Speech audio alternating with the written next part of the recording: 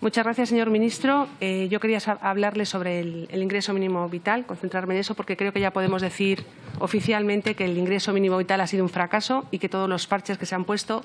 y que se van a tener que seguir poniendo no van a cambiar el hecho de que esta medida nació muerta. Nació muerta porque era una imposición de sus socios y las cosas impuestas nunca salen bien. Nació muerta porque tuvieron que ponerla en marcha bajo presión y sin tiempo, porque era mucho más importante la propaganda del lanzamiento de la medida que la medida en sí. Y nació muerta porque no se hizo pensando en quienes iban a padecer los efectos económicos de la pandemia, sino en los colectivos más vulnerables que ya se beneficiaban de otras ayudas para así cronificar su dependencia y en aquellos a los que había que discriminar positivamente por cuestiones ideológicas para fidelizar a sus votantes. Señor ministro, ¿podemos hacernos una idea del encaje de bolillos que usted ha tenido que hacer para poner encima de la mesa en tiempo récord esta pretenciosa medida, complejísima medida, que finalmente no satisface a nadie y que, por tanto, ya es un fracaso? Pero este no es solo su fracaso, porque en realidad era imposible que usted pudiera hacer un buen cesto con estos mimbres. Este fracaso es sobre todo del vicepresidente del Gobierno, del señor Pablo Iglesias, que ha tenido la desfachatez de enmendarle la plana como si él no fuera el verdadero responsable, como si no hubiera sido él el que puso esta condición sobre la mesa de negociaciones y quien condujo a este Gobierno al precipicio sin tener ni idea de cómo pasar de las musas al teatro. Pero usted todo esto ya lo sabe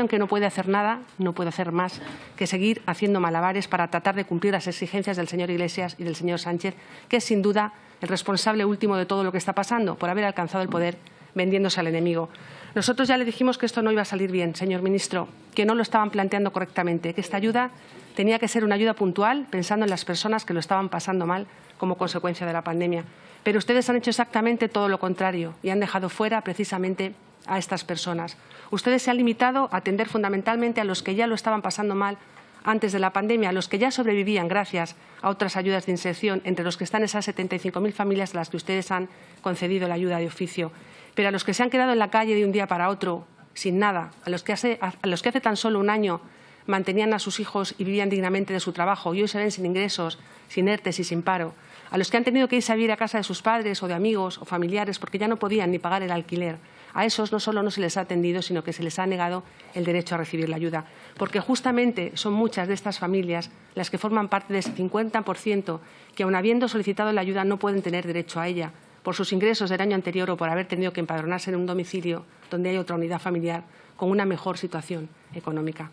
Señor ministro, esta medida está siendo un fracaso porque no está llegando a las personas que la necesitaban con urgencia. Lo único que han hecho ha sido cambiar una ayuda por otra un poquito más generosa a los que ya la recibían, generando de paso tal caos y tal descoordinación con las administraciones autonómicas que en el cambio hay quien se ha quedado sin una ayuda y sin la otra. Y mientras han dejado atrás y sin protección social a muchos ciudadanos. Ciudadanos que nunca antes se habían visto en una situación como esta, que jamás habían pisado una cola del hambre, que no están acostumbrados a mendigar. Ustedes han jugado con las esperanzas de estas personas y han generado una falsa expectativa que jamás van a poder cumplir, escudándose en el colapso de la seguridad social, un colapso que, por cierto, era absolutamente previsible, así nos lo ha explicado usted mismo hoy aquí, y ofreciendo retroactividad en el pago de las ayudas como si se pudiera comer y vestir retroactivamente. Ustedes hablan mucho de vulnerabilidad, pero tienen un concepto de la vulnerabilidad muy selectivo e ideologizado, que hacen valer a la hora de exigir requisitos o de eximir a los solicitantes de esos requisitos. Ustedes deciden quiénes son vulnerables y quiénes no,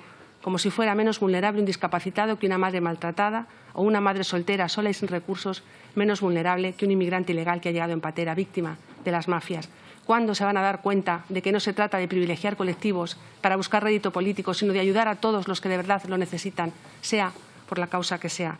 Señor ministro, nosotros creemos que tenían que haber planteado esta ayuda como una prestación temporal y extraordinaria que respondiera a las actuales circunstancias causadas por la pandemia, y así se lo dijimos en la tribuna del Congreso. Hoy se lo volvemos a repetir. Si ustedes insisten en una ayuda permanente, incentivarán la cronificación de la pobreza y convertirán a los ciudadanos beneficiarios en dependientes. Si la convierten en vitalicia, desincentivarán la búsqueda de empleo y la convertirán, como así ha sido, en un reclamo para la inmigración ilegal. Si se hacen excepciones en los requisitos, estarán beneficiando a unos colectivos en detrimento de otros y seguirán discriminando a la población, abandonando por completo el principio de igualdad. Muchas gracias.